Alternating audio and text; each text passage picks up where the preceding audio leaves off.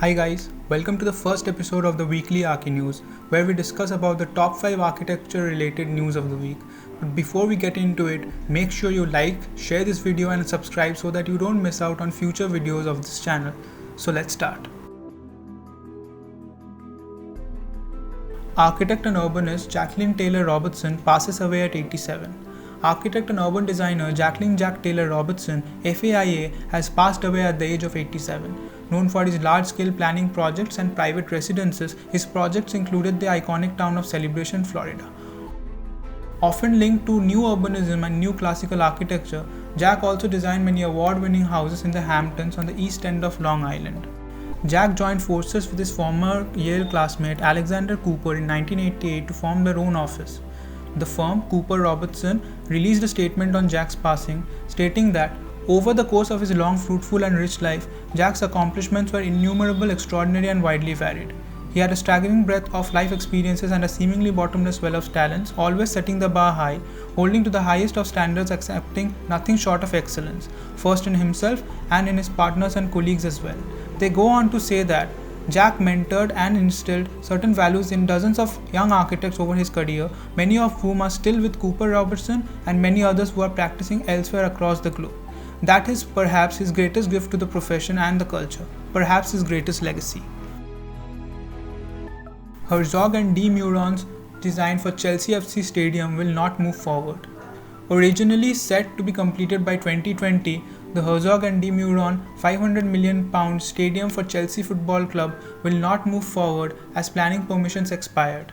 The redevelopment plans, subject to numerous legal challenges throughout the years, are interrupted for now.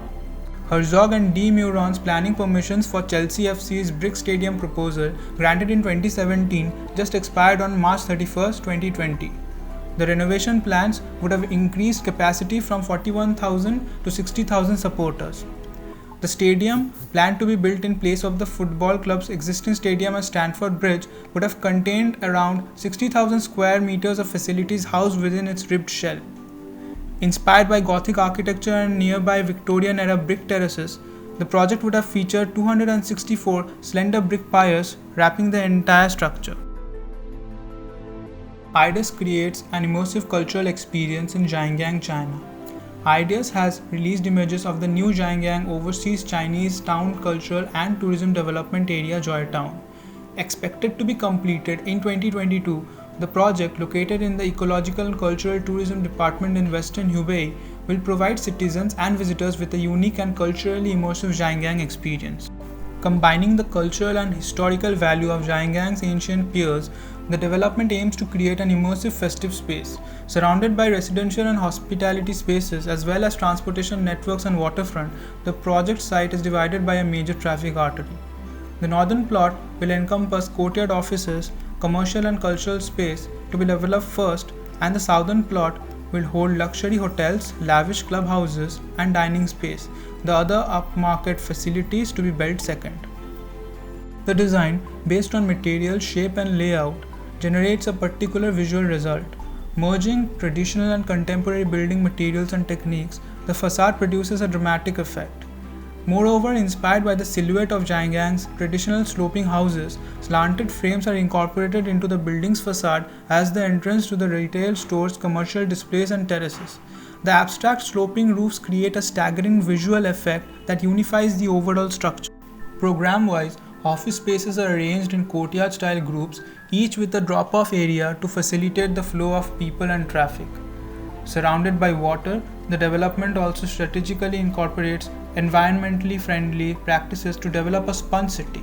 Along with purifying water through soil infiltration, the project prioritizes natural infiltration, landscape water storage belts, and local permeable paving. New posters urge end of abuse against construction workers during the COVID-19 pandemic. The Construction Industry Coronavirus Forum, CICV, has launched posters to urge people to stop their abuse against key workers carrying out essential construction tasks during the COVID-19 pandemic. The protective signage reading "Key worker carrying out essential work" has been distributed to be posted on construction sites and vans. circulated in order to alert citizens that these construction workers are performing a vital role during this pandemic and aiming to reduce mistreatment against these individuals. These posters were created after contractors in Scotland reported receiving harassment and abuse from members of the public in the course of their work. Alerting people that the workers are not breaking the rules and that they are undertaking emergency and essential construction tasks, the signage highlights their compliance with guidelines. In fact, there have been some confusion among certain members of the public about what is essential working. However, that is no excuse for harassing people who are going about their legitimate business, and we hope these signs, which carry an information helpline number, will help clarify the situation. Caret Studio reactivates Italian Plaza while respecting social distancing measures. As architects around the world reimagine public spaces in the midst of the coronavirus, Italian architecture firm Caret Studio has envisioned the Sto Distante installation. Searching to reconcile people with the outdoors and allowing these spaces to reopen safely while respecting the social distancing measures, Caret Studio created a temporary installation that reflects our current situation. Located in a square in the town of Viccio near Florence, the project is a temporary solution that ensures social distancing measures in a public setting. Envisioned as a tactic to reactivate public spaces post-COVID-19, Sto Distante translates the new norms imposed by the region of Tuscany. In fact, the installation features a 1.8 meter grid, the minimum safe distance to be maintained between people to limit the spread of the virus according to the Italian safety measures. The regular grid has been developed into a pattern composed by a gradient of squares of differing dimensions, creating new perspectives and interactions within the existing context, highlighting to the citizens how they can move around. The project, imagined for Viccio, can be deployed in different public areas in towns and cities according to the architects. Catering to the new normal, Sto Distante reflects on the use of public spaces during these times. Future plans for the installation include the introduction of new purposes like an open-air cinema, a gym, or church services.